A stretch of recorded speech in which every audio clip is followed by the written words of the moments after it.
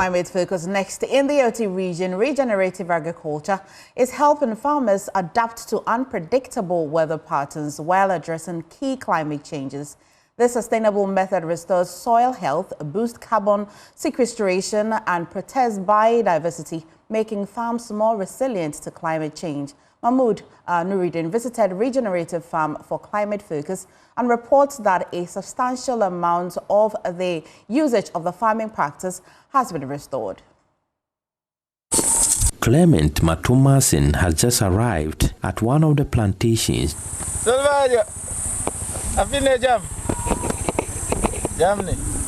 Clement, who pioneered the regenerative agricultural method in Zangomacheri, believes it helps smallholder farmers to increase yield while protecting the environment. The space is called Dream Village, and Dream Village is just basically the hub to empower young people and also the community to become more resilient in terms of food production, entrepreneurship training, and also just basically enhancing the quality of life in the rural settings. This is one of our hubs, which is in Zangomacheri. We are currently developing the next hub in Dambai. So basically that's Dream Village. It's a place where people find their dreams. It was a dream in 2007 that became a reality 10 years later, and Clement has now produced a variety of crops and plants on his 100 acres of farmland to supply food while also regreening the earth. Dream Village was basically born from me. I had once upon a time grew up on the street. Other people helped me to become who I am, and I realized that I also had to find a way to give back to society. And I wanted to do that through community, through storytelling, and through my sharing and interaction with several people.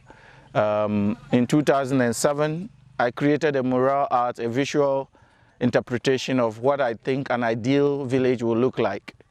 And through that, we started about 10 years after that, we started implementing how the ideal village will look like, and this is the inception. The structures here are eco-friendly. The entire concept of this place is to create systems that helps us to live together with nature. And as you can see, even our architecture is using mud housing, using eco-habitat. We try as much as possible to avoid cutting trees, planting more trees, encouraging us to live together with nature. So this really is a hub that shows that we can actually live with nature without destroying everything that comes our way.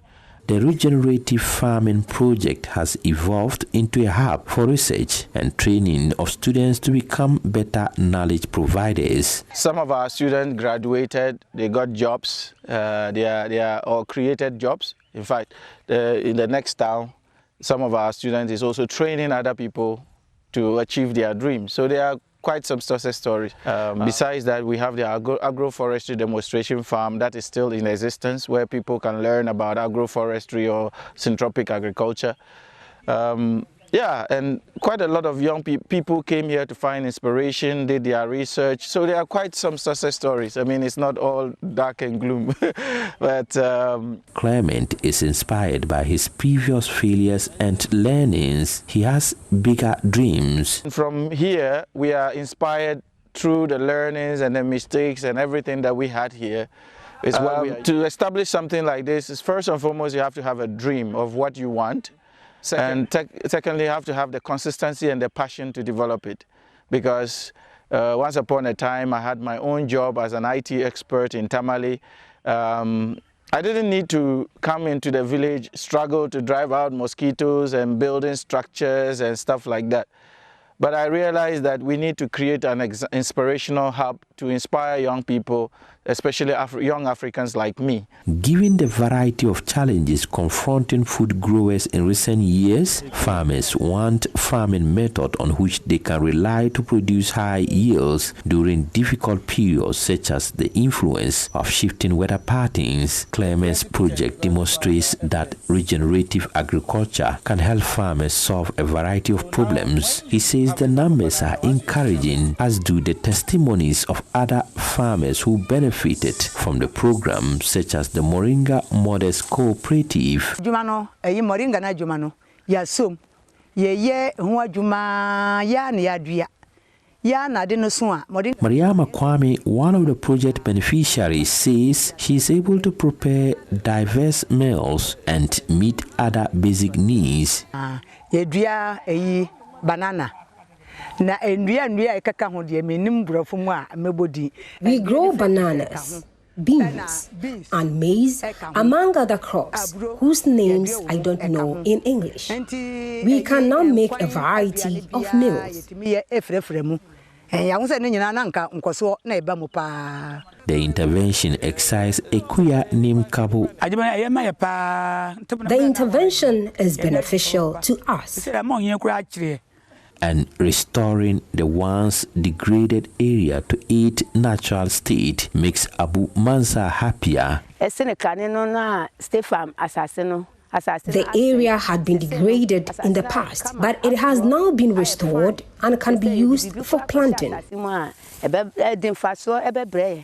Clement is inspired by the power of learning from nature to establish a new site for Regenerative College in Dambai. Yeah, and from here we are inspired through the learnings and the mistakes and everything that we had here is what we are using to develop the Regenerative College. So it's an experience that we continue to develop. For him, giving back to the society in the form of environmental protection has become his primary interest. A report by Mohammed Nuruddin. Climate Focus is brought to you by Joy News in partnership with Youth Bridge Foundation, Bridging Gaps for Positive Youth Development, and the Climate Development Knowledge Network.